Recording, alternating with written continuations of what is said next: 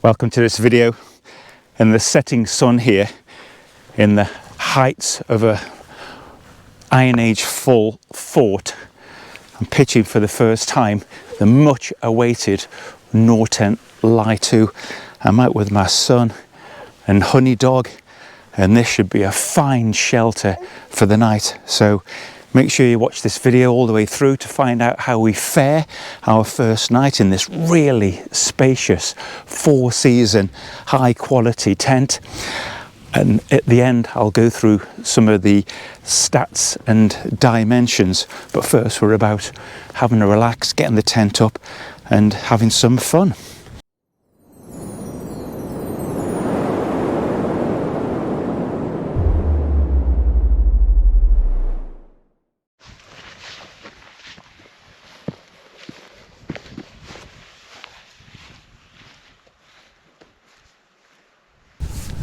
We've just hiked up into this Bronze Age hill fort in Northumberland. We're going to pitch the NORTENT LY2, squashes down to the top of the pack, that kind of size. So what we have is the pegs. I think there's like 150 pegs, 27 pegs. I think we've got enough to pitch anything. And we've got a decent repair kit here, with 2 guys, spare elastic, a zip pull, repair material for the inner out and outer, 2 spare guy lines and a comprehensive instruction manual. We've got 3 really substantial poles. These weigh around 750 grams and they are 9.5 millimeter and 0.7 millimeters thick, really thick at the joints here as well. Feel absolutely fantastic. There we are, that's all it. See this plastic loops there, Joel? Yeah. Put that on the far end. Okay. Let's put them around the peg. Yeah, over the top. If you're pitching this in the storm, you get it out first. There's like a substantial plastic loop and an adjuster there. Get it pegged down and then put the poles in. So when you've got to this point and you've got it pitched out, if you're in a storm, you just start to do the poles one at a time now. On the bottom of each, there's a double cup that'll take 2 poles. That's it, 1, good. Got it? Yep. Well done. You make it look so easy though in my mind. Just check it's in the end, yeah. I always check that they're in the very end sleeves. Isn't it like, it can't go out the very end though, can it? Well, no, you just want to make sure it's actually in the bit properly though. Oh yeah, like in the very end. Yeah, so it couldn't like get torn. So all we need to do now is kind of pull it long. And the footprint's a bit of a guide, but you always have to adjust it. Does that look nice and tight? So with 4 pegs, it's pretty much up. It's a cross sleeper tent. And what NORTENT are doing with this tent is undoing part of the inherent problems with tunnel tents, in that if you're sleeping lengthways, you've often got a big area of material that's loose. With this one, you've got a pole in the middle and you're sleeping crossways. So these distances between panels are really short. And of course, lots of guying points, hence so many pegs. There's 2 entrances to the tent. And there's a double door each side, so that's a door and that's a door there, and there's the same this side but with a double door this side, so either way you could get out of the wind. Look at that, that's the best rock hammer I've ever had. It's got like hand grips and everything. Wow. Dad, there's a massive lump where I'm sleeping. Oh good, as long as my side's flat. Yeah, help like move it. Oh my god.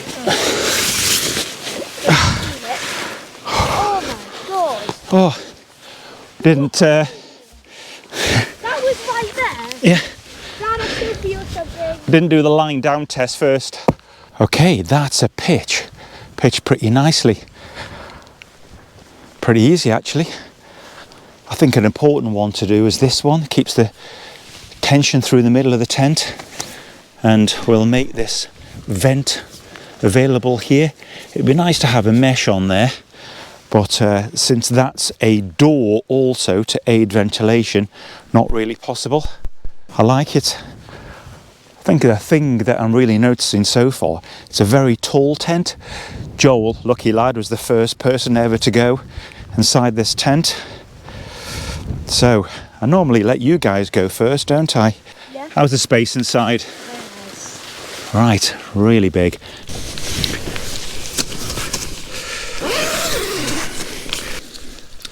I think Nortent have getting a few kind of mountain tents under the belts now, and they're really getting it dialed in. So what I always like to see is that there's space and height to be able to get dressed completely in here, and you can definitely do that. Loads of space. Come here, my friends. And of course there's a double door here with a mesh on the outside. This kind of porthole type's my favourite configuration.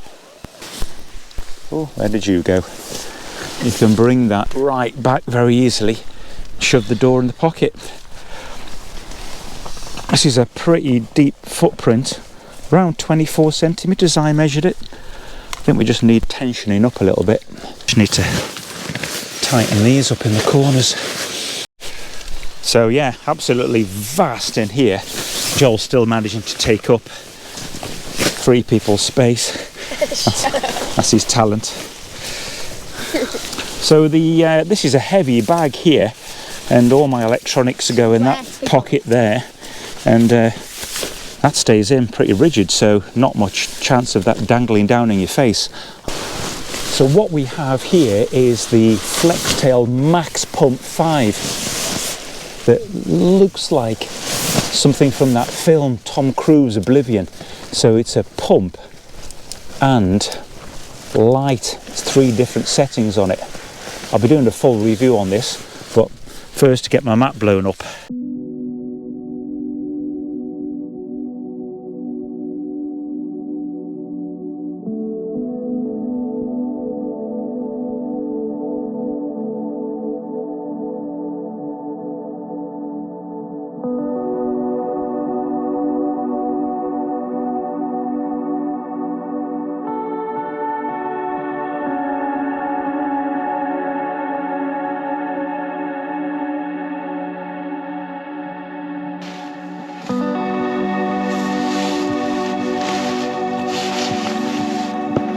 Great reinforcement. That's a guiding point there.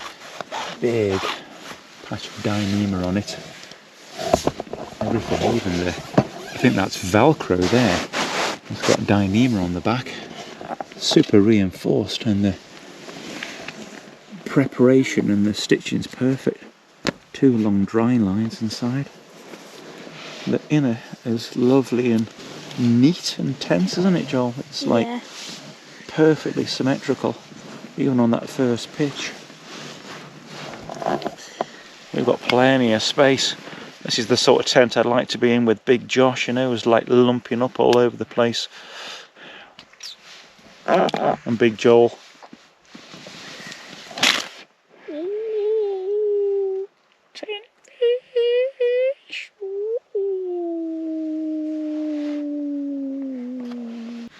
New head torch to test as well. I would describe this as a fully featured budget head torch. It's called the Night Master H1. So features it has are a red light, and then white that's low, medium and high, and it's got a diffuser on the front, a slide across one, just like the old Petzls. But a really interesting feature that would make it really good as a running light is it's got a rear battery, USB-C rechargeable, but it's got a red light featured at the back. Doesn't feel particularly premium. The plastics feel quite not premium, but it's easy to use. Retails at about $44.95. So for something like this, that USB-C rechargeable, it's got that red light on the back, red light and 3 levels at the front, goes up to 440 lumens. I think it's alright. Yeah, it's alright. So I'll put a link below where you can get this. But I've been walking down the woods with it quite a lot recently, and it's nice and light and comfortable basically. I like it. So yeah, check it out if you're in the market for a budget head torch. The Nightmaster H1. Cozy? Yeah. Good lad. Honey, on your bed. On your bed.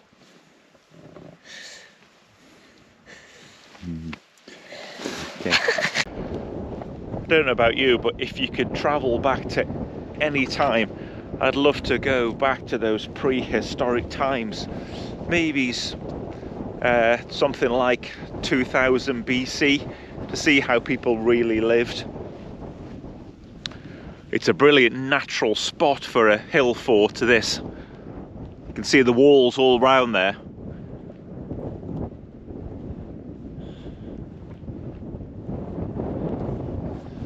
It's a great spot for a camp as well.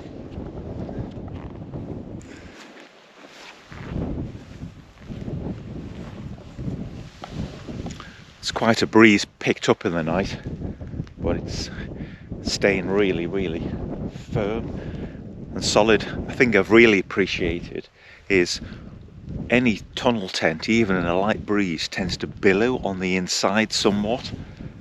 This doesn't at all. The inner structure, even in little gusts of wind when this wet fronts come through in the night, it's kept its shape beautifully. Nice. Of course, it's remained dry inside. Get some breakfast on, so there's a few options here for ventilation. I can pull this right back, that doesn't dangle down in the cook stuff. I can open the side door here. I've pulled the footprint back, just unhooked it off the elastic there and pulled it right back. Some people have commented that they don't like this elastic, they'd rather have clips, but I'm pretty happy with that, to be honest. So having done this first night, I know it's early days, what are my first impressions of the Ly2? And Ly, incidentally, means cover or shelter, and it's not pronounced lie, it's Ly.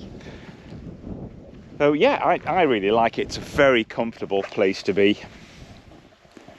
It seems firm in this light breeze, but I appreciate that's early days, but certainly the design and the guying lends itself to stability, and there's opportunity to double pole it as well.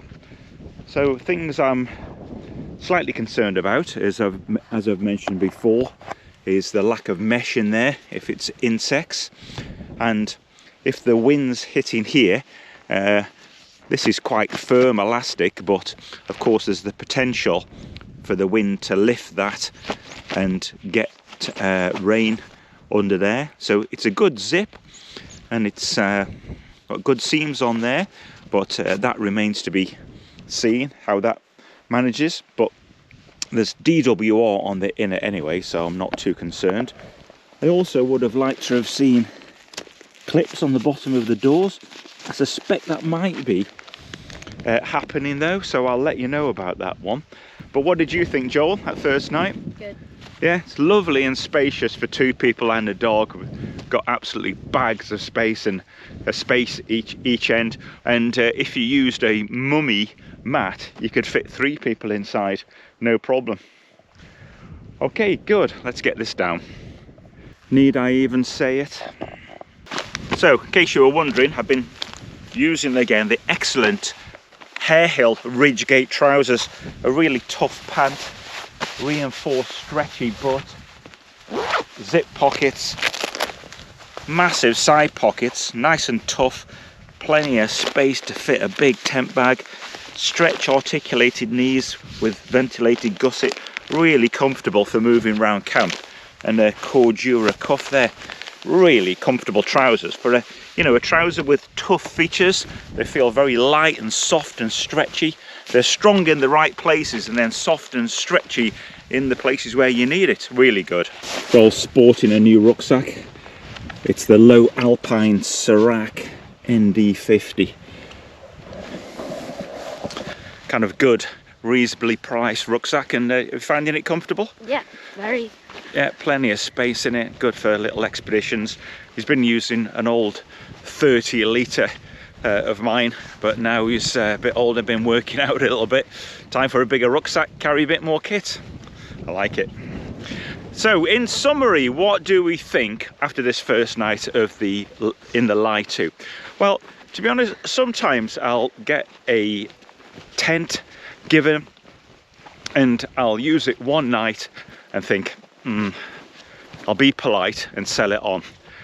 That is definitely not the case with the Ly2. I'm looking forward to using it again, absolutely. The thing that inevitably people will comment is the blatantly obvious that it's quite heavy, but you know, if you want features, well-made, tough tent and lots and lots of space with materials that aren't super light, which is 30D and 70D on the footprint, it's going to weigh something. So you've got to be prepared to carry that weight. I'm happy, and if you're not, you need to take something smaller and lighter. It's as simple as that, really. It's all about the laws of physics. Keep watching to the end for some stats on this tent. Right, now that we've finished the camp, I'm going to finish off with the dimensions, and I've got a couple of friends to help me, and I'll show you that maybe this even would fit 3, no problem. The footprint, maximum width here when you're looking for a pitch is 195 centimeters by 3.2 meters. So you're going to need a good old space. A couple of friends round examining, giving it their verdict. The original some model of Hillies, where they did sleep like that, and people have always said bring it back. So absolutely. So what do you think of it so far, Andy? It's good, yeah. I like its symmetry. What about you, Paul? What do you think? I like the extra space and the dual vestibules, so depending which way the wind's coming from, you can still have a cooking space or a dry space if it's lashing down the rain. Nice. Well, I'll give you the internal measurements now. So this is in open door mode. You can do that at both ends. This entrance here is 86. The depth of the vestibule is 103 meters there, and the width inside, measured quickly, is 220 meters. So that's a nice big vestibule, plenty of space. You could fit 3 backpacks in there, no problem. The inner height is 115, just like the Ly1, and the inner length here, so your sleeping space, is 205 centimeters. Sleeping width here is 147 to there. So the question is, could you fit 3 mummy mats widthways? So just to demonstrate this, we've got 3 guys 6 foot or very close to 6 foot, and that's us inside. So with a little bit of elbowing, we'd be fine there. But in a push, we could do that, couldn't we? It'd certainly benefit you in the winter. Keep Yeah, warm in here already. Yeah, so shoes on. I'll wipe it down. Nice. Thanks, guys. Okay, here we go. Here's the Ly2 and Ly1 together. So you can see the Ly1 is pretty much what looks like one section of the Ly2. Very, very similar, but keep watching because there's a really neat trick that's in development but rather special. What do you think? Yeah, so the guys were just saying, like many people's impressions, that there's a lot of vestibule but not much inner.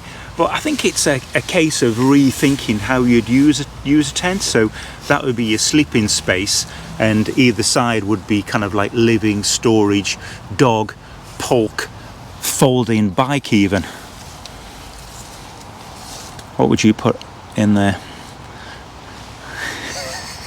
I don't know, the jury's out for me. Yeah. I think it is for a lot of people with this tent. It's very, very different. The Ly 2, I think it's easier to get your head around it, you know, with that big space in the middle, vestibule either side. But yeah, let's do this neat trick. Right, this is them in summer mode. Imagine having the door back here. You've got a fantastic communal area there. And Andy's just pointed out what would work really well is you could maybe have them a little bit closer together and have a tarp in between. And you'd have sleeping areas here. You could shut up at night and have a lovely communal area in the middle. But watch this. Just move the little one. I'll take it out here, just slide it along. Baby bells, how many let me get through again? Okay, I'm out. Yeah. Say when. Yeah. Oh, look at that. That's cracking, that, like. That's really good fun, that. Pretty cool. I really like that idea. Well, you can see what we've done there is butted both tents straight up against one another, and that makes an absolutely enormous space. Look at that all the way through there. So that is a enormous 3-man space. Now you could simply put a tarp over the top. The guys are holding it there, but you could just guy that out crossways and it would be secure because the gang points are right on the periphery there. Or, since everything's at the same height, you could just clip them together with a small carabiner. But I don't know if I should be telling you this, but NORTENT are developing a dedicated sleeve to go over the top there to make it a modular system. Okay, nice one. So yeah, I'm looking forward to using it again, and thanks for watching, and have a look out for the use of the Ly 1 as well as this Ly 2.